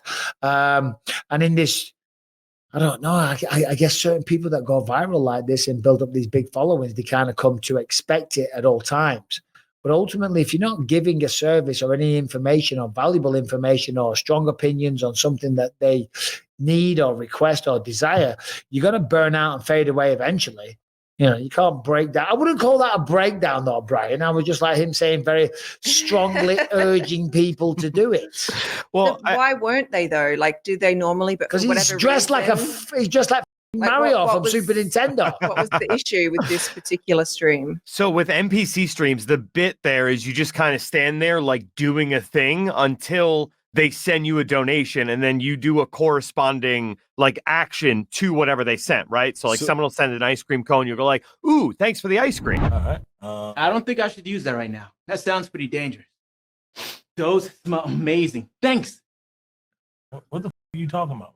Hey, it's me, Mouse. Enough of those and I have a bouquet. Turn out the music, turn out the bass, turn out the music, turn out the what? Have you ever been in the game GTA or something? Oh my God. And people wonder about this generation coming through. Hey, I'm very I know. I'm like, we must be way too old. So old. So I don't he know does dumb what's shit going like that on. on TikTok, and people just like give donations. So this bought a purple Lambo off of these donations, however much he thought he was making, and yeah, it seems like he's probably not going to make this month's payment. I mean, look, listen, he's an absolute fool. He's an absolute fool. If you don't have money and if you become some social media, YouTube sensation or whatever, until you have stacked millions and millions and millions of dollars, what on earth are you doing buying a goddamn Lamborghini? Of course he's a fool. He looks about 17. Like, what does anyone expect? Imagine. I know, but he looks incredibly young. Of course he's going to make but dumb why a decisions. Lamborghini? I know, do sick cars, of course. Because you see Mr. Beast buying one on YouTube and you think that's what you're supposed to do when you have crazy YouTube money. You know what I mean? Like that's Such a douchey thing to do anyway. It is such a douchey thing to do. But it's But like- he's young. He's young. How do you buy a Lamborghini without owning a garage to put it in? You know what I mean? Or a house that have a garage. Yeah. You know what I mean? I guarantee he hasn't got a house. Anyway, this is when you know that we are definitely scraping the barrel of for a mixed martial arts podcast. I mean, this is a new all-time low. Rebecca, what's going on in your life? So much. Come on, give us something. Give us a strong opinion. on something. Strong opinions. Come on. What's going on in my life? I showed you my really lovely compost before. Oh, she did. Go on. I'm composting. That's I'm very great. proud of my latest batch. That is It's a hell of good a one. badge. I'll tell you this, though. I'll tell you this. The compost, where it's going. Right, this is... I went off to UFC 300. I was away for a week. She wants to put some new fruit trees around. I'm like, okay, out in the grass, the nice lawn that we have. Like in the corner, Perfectly I'll plant reasonable one thing there, to do. and the other side of the lawn, I'll plant one there. I've come back, and there's two little, tiny, because the baby trees, whatever you call them, seedlings or whatever. They're more than seedlings. They're not. They're like that big. And they're about that thick, if that. Slap bang in the middle of the lawn. I'm like, that is not where they go. It's not in the middle. It's towards the back at the side. It's in the middle of the bloody lawn. Against the fence. They need room to grow. Yeah, I know, but when they grow, no more lawn. Do you know what I mean? There's plenty of lawn. But what about an area to recreate, to play ball games with children, to throw a bat and a ball? Do that anyway. You don't even go on that lawn. I was going to do it this summer. Anyway, I got someone else to do it. I didn't do it. Yeah. The gardener did it, and I guess he knows what he's talking about. Exactly. We had a very in-depth conversation about it. Well, And he's fired. That's the best He's place fired. for them. He went specifically against my wishes. I said, They're Victor, gonna look amazing, and I've got some amazing compost for my new. how did you make your compost? Well, You took shit. no, I did. I took horse poo, but also I have a compost bin. Obviously, you need mine's like a, I think sort of Vivo Sun. I just got it on Amazon. And then you just put your leftover vegetables, fruits, whatever you don't use, you just chuck them in there and then let it like fester over a few months. Yeah. And then you get these beautiful composts. Yeah. It's just like pure nutrients for the ground, but it's really good because obviously everyone buys vegetables that you just don't use. And it's so heartbreaking just to throw it away. Don't you think? It's so wasteful. Every time I've thrown a banana peel away, I swear I have cried. No, but when you buy legit, no, I break tangerine skin. when you Just buy, going to waste. when you go to the supermarket and you're in like a healthy mood and you buy a lot of fruits and vegetables and you're like, yes, I'm going to do a stir fry, I'm going to do this, I'm going to do that, and you don't use any of it and you have to throw it away. I'm putting it back in the earth. And that thing is today's episode, the UFC 300 Spectacular. Believe you me. And believe you me, we will be back talking a lot of MMA on Thursday. Take care.